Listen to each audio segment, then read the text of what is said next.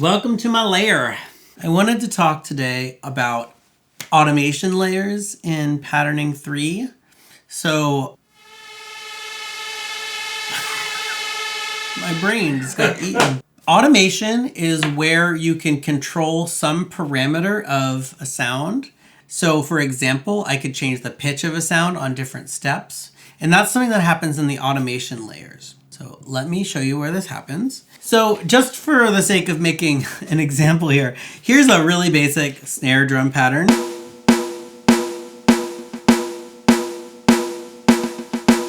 And let's say that I want individual steps to sound a little bit different than the others.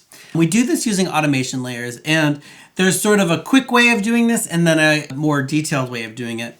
The quick way to do it is you can just hold down any parameter that you want to automate. So let's say I wanted to play with the coarse tuning. If I push down on the coarse tuning button, you see the coarse tuning layer is displayed. And so I could make these individual steps sound different, have a different tuning.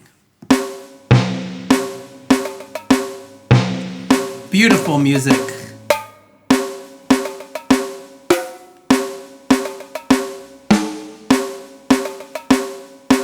It's really funny.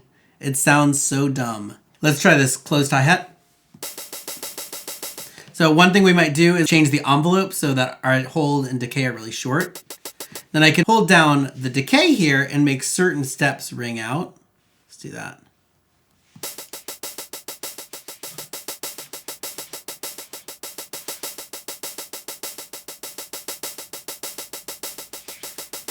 All of these layers, in addition to just being able to hold down something and access the layer, if we go to the last tab in our sample editor, we have all of our layers written here, and anything that has automation on it is going to show up in this layer. So I had automated the decay, so I can tap on that decay layer and I can make edits there. I could even make some of them shorter.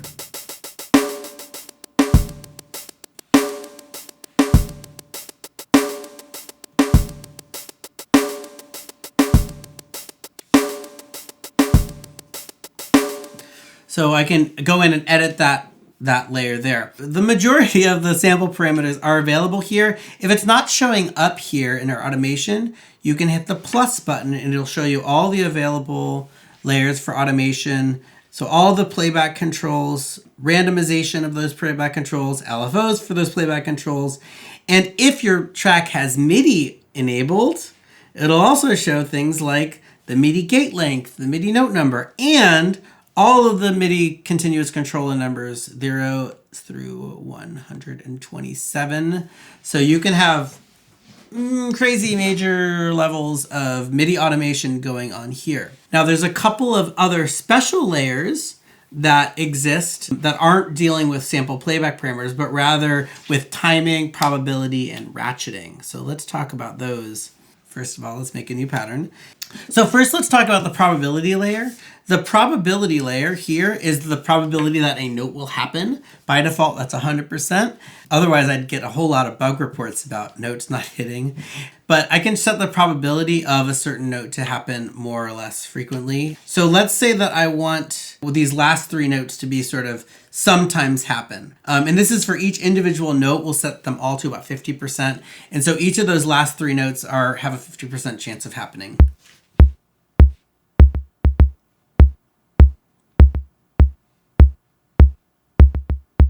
So this is a cool way of getting a variation without having to program anything too complicated in. So that's the probability. The next thing we have is to talk about is nudge. So nudge is moving a sound off of the grid a little bit. Let's do it like this.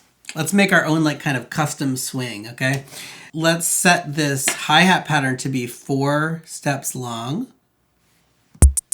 Okay. And then we can use the nudge layer to say some of these hi-hat hits are going to be sort of before or after the beat. So a nudge, you'll notice the starting point is at 50%, or it's actually 0%. We can nudge, you see on the top, we can nudge it plus, which is going to move it past, like later in time, or minus, which will move it earlier in time. So I can do this to move some of those beats on or before the beat.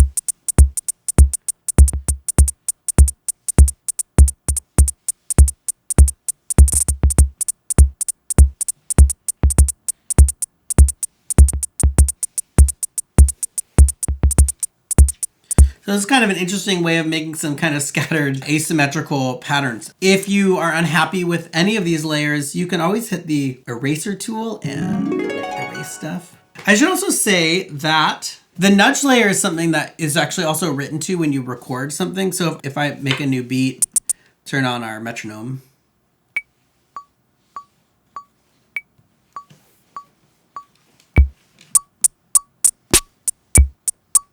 Oh,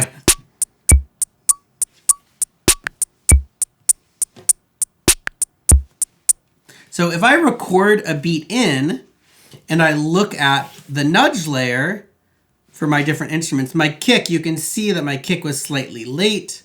My snare was slightly early. Those nudge amounts are actually written in so that it maintains the feel that I did when I played it in time. Yeah. If you don't want to be using nudge when you record something, you can go to the swing quantise page and choose quantise, and you can turn quantise all the way up. That will disable the nudging. If you have quantise at 50%, that's gonna sort of half the nudging. So if your nudge was like plus 75% when you started, like you were 75% late, the quantise at 50% will then half that amount, get it closer to being on the beat. So the quantise allows you to sort of selectively put stuff on the grid. So here's my beat without quantise, which is cool. But if I quantise it, it's very much on the beat now versus. And if I quantize it somewhere in the middle, we get a sort of a groove that's sort of somewhere between that sort of really raw feeling and the really like on the grid feeling. Another one of the layers that we have access to are the ratchet layers. A ratcheting is when you take the individual step and you subdivide that into some number.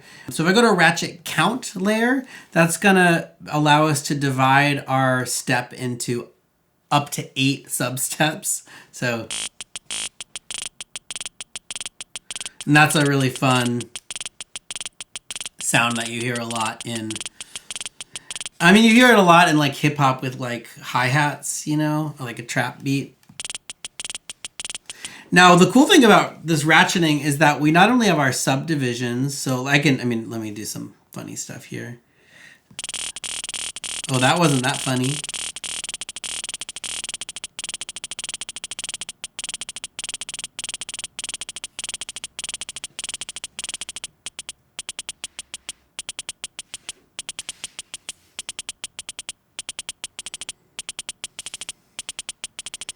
This is kind of a neat way. I have this pattern where the first one's divided in 3s, the second one 2, the third one 4, and the last one just 1.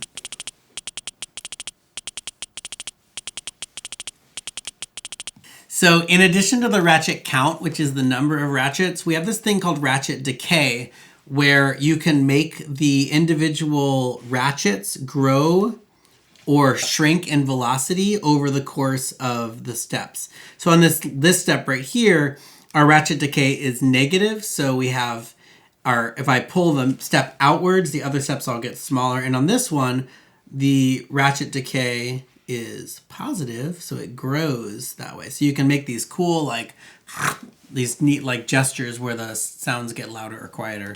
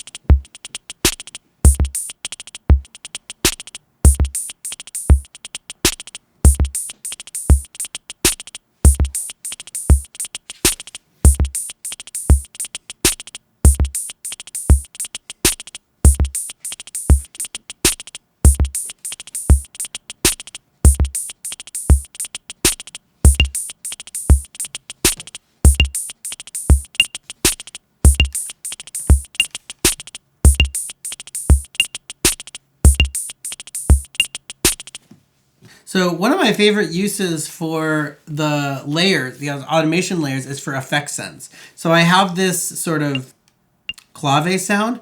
Let's say that I want just the second one to be sent to the delay and the first one to not. I'll go to my layers, I'll add the delay send layer, and I'll click off of that.